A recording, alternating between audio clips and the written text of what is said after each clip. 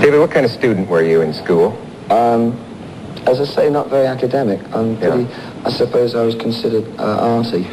Arty? Yeah. But did you go through college or to college? Or? Oh, yeah, I went to a technical college near London and had an art course for people from 12 upwards who couldn't do anything else much, like maths or physics or something. Yeah. So I took art. All right. You know that Jagger studied economics. Yes. And I mentioned that once when he was on, and some of his fans were disappointed to hear that. And he was at the London School of Economics. Yes. And it ties into something you said in an interview you did with William Burroughs, which I thought was interesting if it's in fact true. I don't believe it. Well, everything ties in with something else you said, which is don't ask me any questions because I'll say something different every time. But taking a chance here, taking a stab in the light, you said that the lives of the rock stars are really not as strange as the lives of the fans, and that the fans actually, it's an interesting point, that the fans sort of envy the stars, but in effect, the stars live conventional lives and envy the fans. And it strikes me as odd, the idea that, you know, fans are out shoving, I don't know, nutmeg under their cuticles or something and trying to be really freaky. And you and Jagger are sitting around discussing economics before the Anschluss and the Benelux nations or something. Am I exaggerating? No, he speaks economics and I don't understand him. But is this in fact true? That what is your private life like without being too personal? Oh yeah, do. Thank you. All right. Well, what I meant is that when I first started, I could get out and about a bit, and I used to go to clubs and dance, and, you know, that was quite easy. Yeah. And I sorted out what I wanted to wear and what I wanted to do. But later on, when things became slightly cocooned... Slightly what? Cocooned. Oh. I was kind of, you know, in there somewhere. Yeah. I found that I was seeing what everybody else was wearing when I used to come to the shows, and I thought, I'm kind of out of it a bit. So it ends up that I kind of get influenced by people who come to see me. I mean, canes, you see. I mean, I saw a person with a cane once, of course. But then, like, somebody started bringing them to the gigs, and I really liked them. So I started using them. So it wasn't me, it was them. You've been influenced by your audience and your style. Yeah, I think you are a lot. How do you dream up your latest manifestation? You know what I mean? I mean, do you... Which one particularly? In any case. Do you sit at a sketch pad? Do you work from your own dreams? Do you have visions like travel. I mean, I'm in a very lucky position of not wanting to fly. So I take a ship or a train or something. You won't fly? No. I read you took the Trans-Siberian Railway somewhere. Yeah, that's one of the things. Yeah, it was right through Russia, from Nahodka through to Moscow.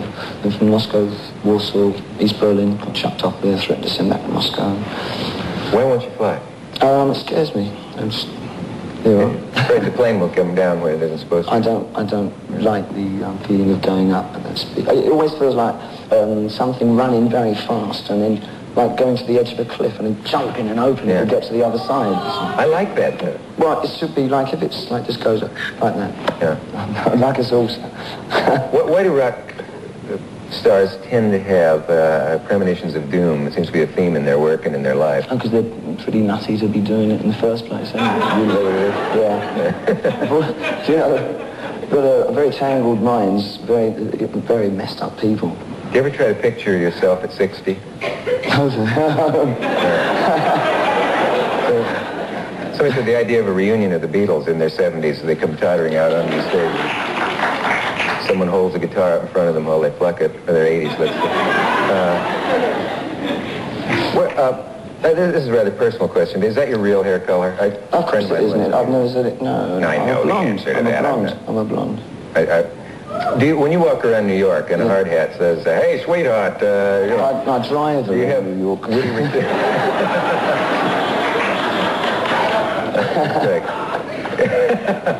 Good idea. What do your parents do for a living? Well, my father's dead and my mother has a small flat. And I think she's got a day job. Does she have trouble explaining you to the neighbors who say, are you any relation to that? I think she pretends I'm not hers. No, she doesn't talk much. You know, she doesn't... I don't think we're never that close, particularly. We have an understanding. Yeah. It's not true that your real name is Menimsha Spiegelgas, is it? Yeah. Rumor is it really? You didn't want that revealed? I was waiting for you to reveal it. Well, I'm sorry if you didn't want that out, but what is black noise? Black noise? Yeah. Black noise is something that Burroughs got very interested in. It's intriguing. Well, no, it's the one facet of black noise is that everything, like a glass, if an opera singer hits a particular note, the vibrations are that of the metabolism of the glass, and it cracks it, yeah? So black noise is the register within which you can crack a city or people, or it's a new controlled bomb. It's a noise bomb, in fact, which can destroy. Is it a real thing? I mean, is it something that it is, yeah. It was invented in France. Could a tyrant use it to... Well, until last year, you could buy the patent for it in the French patent office for about the equivalent of $3-4. And it would wipe out it's concentrated... It depends how much money you put into it. I mean, a small one could probably kill about half the people here, but a big one could destroy a city, or even more. I mean... It's a weird idea. Don't look at... It's not my idea. No. Well, let's not give the instructions on how to do it. Can you recommend a good book to your fans? A good book? What, this week? Apart from yours? Oh, do I have a book out? Yeah. Oh, no, we'll into that. No, I wondered if last thing I read, you'd said that Kerouac was important to you, but that's a long time back. What do you read? I didn't say I'm reading Machiavelli. You're reading Machiavelli? No. Oh. What would you read? What am I reading? What would we find on your coffee table in your apartment? At the moment, mainly pictures. I bought Diane Arbus's book of photographs. Yeah. A photographer that I like very much. Could I ever do a walk-on in your show? I've got to know what it feels like to stand on stage in a big production thing like that. In a production? Screw up your... Well, if I had a part for you, yeah. Yeah.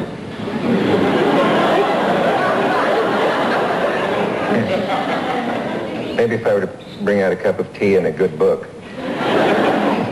If it's your book. Well, yeah. Oh, I forgot about that. Yeah. You do mine. Don't ask me about my book. You have a book. Well, funnily enough. A book coming.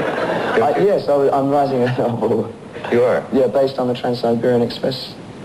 Oh, really? Mm-hmm. That's it. Now you can ask me the next one. I'm glad to know that. How do you say your wife's name? I've seen it printed Angels and Angela. Which is the typo? Angela. Angel. Her real name is Angela. It's Angela. Yeah. Is she a model?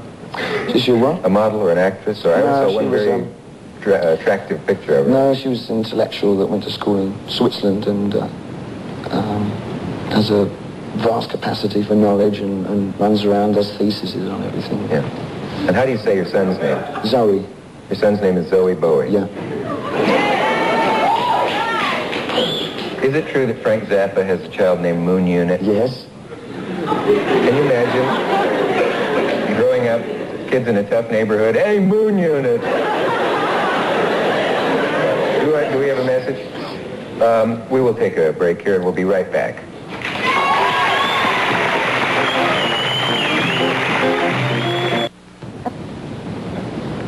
So, you know, somewhere someone is writing a learned paper in a university called something like Jagger and Bowie, Prophets of a Pluralistic Society, and you know this Prophets of Doom or thing. Do you read this stuff? And you see critics write very elaborate intellectual analyses of your work and other people's. Does this put you to sleep? The bad ones. I always read the good ones. Yeah. Do you want to be understood? You know what I mean? Ziggy Stardust was nothing to understand. I mean, was concerned with famine in the world and so on, and prophecies of the world running out of food and stuff like that. I'm a storyteller and a story writer, and I decided that I preferred to enact a lot of the material I was writing rather than perform it as myself. At this moment, I'm performing as myself, but I will continue in the future. After I've done what I wish to do at the moment, return back to writing stories. We take a break. We'll be right back. And thank you for coming. It's been a pleasure. Thank you.